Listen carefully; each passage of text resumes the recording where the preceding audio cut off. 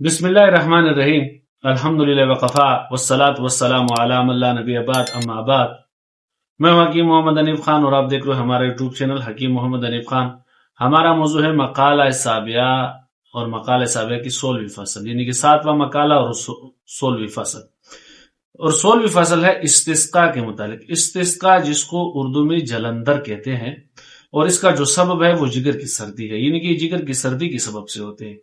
استسقاء کی پھر آگے جا کے 3 قسمیں ہیں، ایک کو تبلی کہتے ہیں، دوسرے کو زکی اور تیسرے کو لحمی کہتے ہیں۔ تبلی یعنی کہ دبل، ڈھول کی مانند یا دول کی مانند، جو آپ کے لیے آسان، اس میں مریض کا پیٹ ڈھول کی مانند ہوتا ہے، جو دبانے سے بالکل دبلی کی طرح یعنی کہ دول کی طرح آواز دیتا ہے۔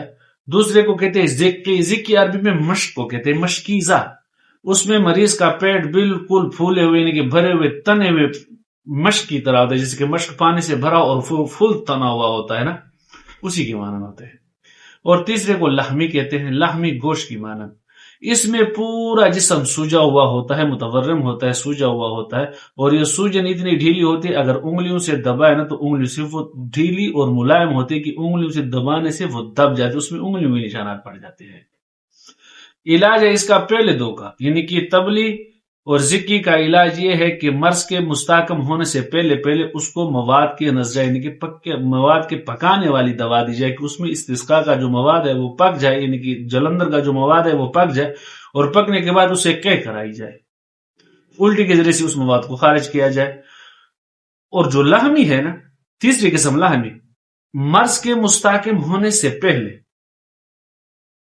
اس کی فسد کی جائے، اور اگر مرض مستحکم ہو گیا تو مستحکم ہونے کے بعد پھر اسے حلیل آزار، غارکون، مغز ملتاس، آب شاہترا اور جنگلی کھانسنی کا پانی پلا کر، یعنی کہ ان کو کھلا پلا کر یک کے بعد دیگرے اسے 10 دلائے جائے، یہاں تک کہ اسے اس کا افاقہ ہو جائے۔ تو آج کا فصل 16ویں فصل استسقاء کے متعلق یہیں پہ اختتام پذیر ہوا۔ آئندہ ہمارا موضوع ہوگا درد طحال۔ تب تک کے لیے آپ سے حسب سابقہ کی طرح درخواست ہے کہ ہمارے چینل کو لائک شیئر اور سبسکرائب کریں، اور ہمیں اپنی مفید مشوروں سے کمنٹ میں بھی آگاہ فرمائیے۔ اجازت دیجیے، اللہ حافظ، السلام علیکم ورحمۃ اللہ وبرکاتہ۔